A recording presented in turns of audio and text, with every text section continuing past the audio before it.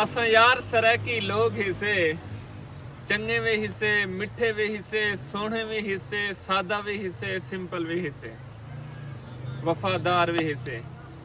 इंदे बाद वला भी धोखा खावन वाले दी ज्यादा लिस्ट सारे सराके च। मतलब साकू ज्यादा धोखे दिते वनन। क्यों दिते वनन? चाहे दोस्ती है, इश्क है, आशिक है, मशूकी है, बिया क्या क्या होंदे। हर शय च जेड़ा बंदा धोखा खांदे उनदे ज्यादा तादाद सराके दी है। मैं सोचे में इवें क्यों है?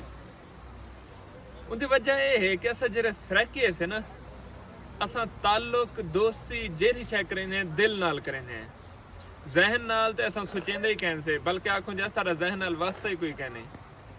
बस जेदा हाथ पकड़े से ना, अल्लाह साथ है इहो सारा कुछ है। सारी इज्जत, पैसा, जान, माल, हर शय इंदे वास्ते हाजिर है। ते जेरे होंदे चलतरे बंदे, ओ वाला हर शय लपेट गिनदे। ते जेरे होंदे वफादार, ओ वाला हाथ किवें ठप्पा ला देना।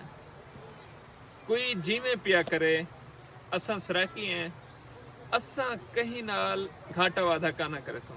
असां अगर हाथ पकड़े, ए हाथ काना छोड़ से, कुछ ही थी गया। कप सट्टो, टुक सट्टो, जेरी दिल आखे उहो करो सन। ए हाथ काना छोड़ से। हाँ, हाथ कप के चाह वञो ॾाढे वे।